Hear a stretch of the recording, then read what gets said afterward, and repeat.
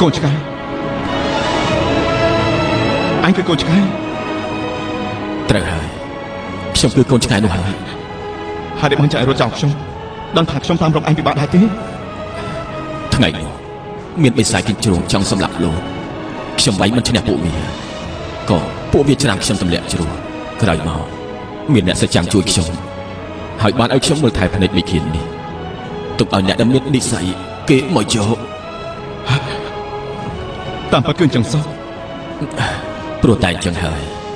ពេលដែលគេយកភ្នែកមេឃាបានខ្ញុំដឹងថាខ្ញុំត្រូវស្លាប់តែខ្ញុំមិនស្មានថាម្ចាស់ខ្ញុំគឺជាលោកសោះខ្ញុំមិនត្រូវការភ្នែកអ្វីនោះទេនៅក្នុងចិត្តរបស់ខ្ញុំសូមឲ្យតែឯងនេះបានសុខសាន្ត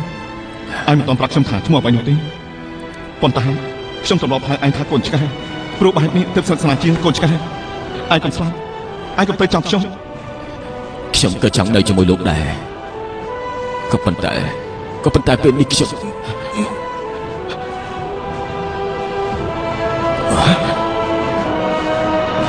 កូនឆ្កែកូនឆ្កែកូនឆ្កែកូនឆ្កែកូនឆ្កែ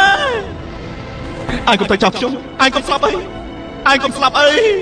ឯងកុំស្លាប់អីកូនឆ្កែយ៉ាងជឿនអើយដល់រមមួយថ្ងៃទៅហើយនៅតែមិនឃើញយ៉ាងជឿនទៀត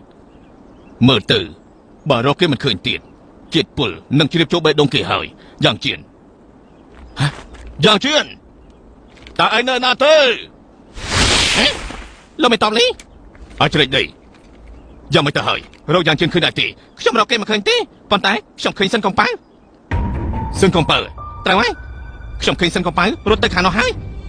ខ្ញុំគិតថាយ៉ាងជឿនអាចនៅទីនោះដែរទេណោះទៅពួកយើងទៅមើលទៅ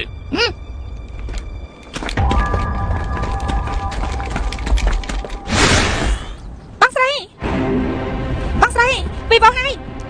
រាជគ្រូត្រូវរបួសហើយហានអីក៏គេរបួសដោយសារតែភ្នែកមេឃាហើយរបួសធ្ងន់ណាស់ភ្នែកមេឃាក្រែងភ្នែកនៅលើថ្ងាសរបស់លោកគឺភ្នែកមេឃាមួយទៀត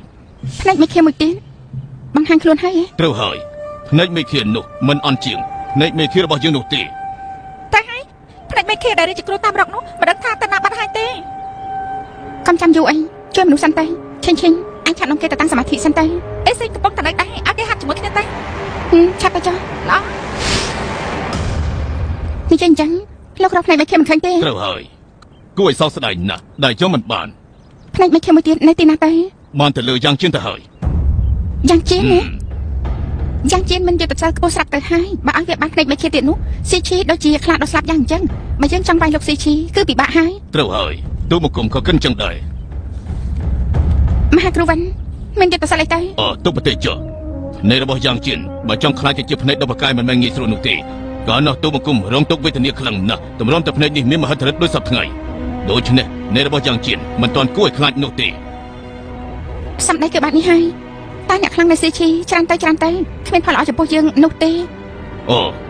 ទូប្រទេសចុះទូមកគុំនឹងទៅវិញអញ្ជើញមិត្តភ័ក្តិទាំងអស់មកចូលរួមលើកនេះត្រូវតែរំលាយស៊ីឈីឲ្យបាន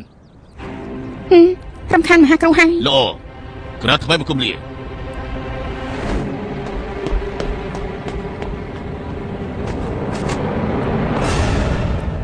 អាក្រក់មែន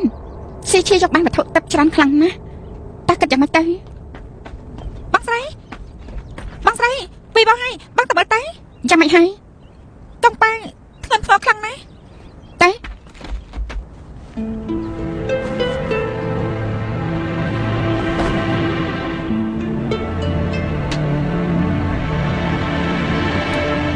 កូនឆ្កែហេតុអីក៏ឯងធ្វើអញ្ចឹង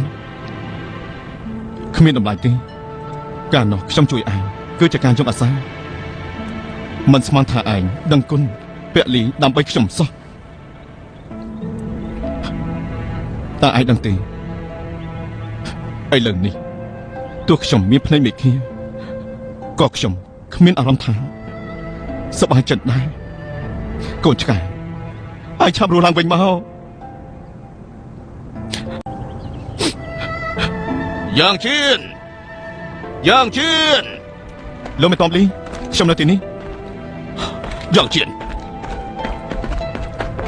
យ៉ាងជៀន លោកមេតបលី រុងមេឃា